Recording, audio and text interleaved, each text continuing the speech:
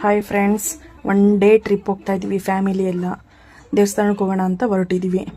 Enjoy ಮಾಡ್ಕೊಂಡು ದೇವಸ್ಥಾನಕ್ಕೆ ಹೋಗ್ತಾ ಇದ್ದೀವಿ. ಅದರಲ್ಲಿ ನಮ್ಮ ಭಾವ ಒಬ್ಬರು ಮಿಸ್ಸಿಂಗ್ ಆಗಿದ್ದಾರೆ. ಅವ್ರು ಬಂದಿಲ್ಲ ಅಂತ ಒಂದು ಬೇಜಾರಿತ್ತು. ಆದರೂ ದೇವಸ್ಥಾನಕ್ಕೆ ಹೋಗ್ಬೇಕಿತ್ತಲ್ಲ, ಹೊರಟಿದ್ದೀವಲ್ಲ ಅಂತ ಹೋದ್ವಿ. ಫಸ್ಟ್ ಹೋಗಿದ್ದು ಆಂಜನೇಯ ಸ್ವಾಮಿ ದೇವಸ್ಥಾನಕ್ಕೆ. ಅಲ್ಲಿಂದ ಮುಗಿಸ್ಕೊಂಡು ಶ್ರೀ ವಿದ್ಯಾ ಚೌಡೇಶ್ವರಿ ಟೆಂಪಲಿಗೆ ಬಂದ್ವಿ. ತುಂಬ ಚೆನ್ನಾಗಿತ್ತು ದೇವಸ್ಥಾನ. ಆ ಸಂಸ್ಕೃತಿ ಎಲ್ಲ ನೋಡಿದರೆ ತುಂಬ ಇಷ್ಟ ಆಯಿತು. ದೇವರಿಗೆ ಇಲ್ಲಿಂದನೇ ನೀವು ಕೈ ಮುಗಿರಿ. ದೇವಸ್ಥಾನದಲ್ಲಿ ತುಂಬ ಚೆನ್ನಾಗಿ ಅಲಂಕಾರ ಮಾಡಿದ್ರು, ಪೂಜೆ ಎಲ್ಲ ಮಾಡಿದ್ರು. ಕಣ್ತುಂಬ ದೇವಿ ನೋಡ್ಕೊಂಡು ಬಂದ್ವಿ.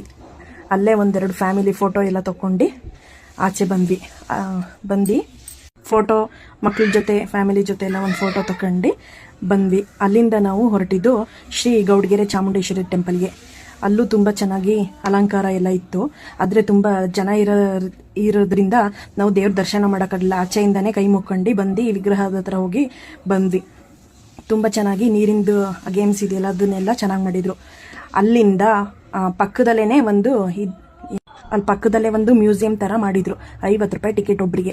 50 ರೂಪಾಯಿ ಟಿಕೆಟಿಗೆ 50 ರೂಪಾಯಿ ಕೊಟ್ಟರು ಲಾಸ್ ಇಲ್ಲ. ಆ ಥರ ನಮ್ಮ ಕನ್ನಡ ಸಂಸ್ಕೃತಿನ ಅದ್ರ ಬಗ್ಗೆ ಮಕ್ಳಿಗೆ ಗೊತ್ತಿರಲ್ಲ, ಅದ್ರ ಬಗ್ಗೆ ಎಲ್ಲ ತಿಳಿಸ್ಕೊಟ್ಟಿದ್ದಾರೆ. ಯಾರ್ಯಾರು ಏನೇನು ಕೆಲಸ ಮಾಡ್ತಿದ್ರು, ಹೇಗಿದ್ರು ಹಿಂದಿನ ಕಾಲದಲ್ಲಿ, ಏನೇನು ನಡೀತಿತ್ತು ಅದನ್ನೆಲ್ಲ ಅಲ್ಲಿ ಕಳಿಸ್ಕೊಟ್ಟಿದ್ದಾರೆ. ತುಂಬ ಖುಷಿ ಆಯಿತು ಅಲ್ಲಿ ನೋಡಿ. ಅಲ್ಲಿ ಇನ್ನ ಸಂಸ್ಕೃತಿನ ನಮ್ಮ ಮಕ್ಕಳಿಗೆ ತಿಳಿಸ್ಕೊಟ್ಟಂಗಾಯ್ತು. ಅದರಲ್ಲೂ ನಮ್ಮ ನದಿಗಳಾದ ಯಮುನಾ, ಗಂಗೆ, ಗೋದಾವರಿ, ಸರಸ್ವತಿ ಆ ನದಿಗಳನ್ನೂ ಸಹ ಅಲ್ಲಿ ಅಳವಡಿಸಿದ್ರು. ಅದ್ರದ್ದು ಇದೆಲ್ಲನೂ ಆ ನದಿಗಳೆಲ್ಲ ನೋಡಿ ತುಂಬ ಖುಷಿ ಆಯಿತು. ಮಕ್ಳಿಗೆ ತೋರಿಸ್ತಾ ಇದೆ ನೋಡಿ ಅಂತ. ಹಾಗೇನೆ ಮೈಸೂರಿನ ರಾಜರದ್ದು ಸಮೇತ ಅವ್ರ ವಂಶದಲ್ಲಿ ಯಾರ್ಯಾರಿದ್ರು, ಯಾವ್ಯಾವ ಈಗಿನ ಕಾಲದಲ್ಲಿ ರಾಜರು ಅಂತಲೂ ಹಾಕಿದ್ರು. ಅಲ್ಲೇ ಗೌಡಗೆರೆ ಚಾಮುಂಡೇಶ್ವರಿಯಲ್ಲಿ ಒಂದು ಫ್ಯಾಮಿಲಿ ಫೋಟೋ ತೊಗೊಂಡು ಅಲ್ಲಿಂದ ಸಿದ್ಧಗಂಗಾ ಮಠಕ್ಕೆ ಬಂದ್ವಿ. ಅಲ್ಲಿ ರಾತ್ರಿ ಪೂಜೆ ಚೆನ್ನಾಗಿತ್ತು. ನನ್ನ ಮಕ್ಕಳನ್ನ ನೋಡಿ ಧ್ಯಾನ ಮಾಡ್ತಾ ಇದ್ದಾರೆ ಅಲ್ಲೇ ಕೂತ್ಕೊಂಡು.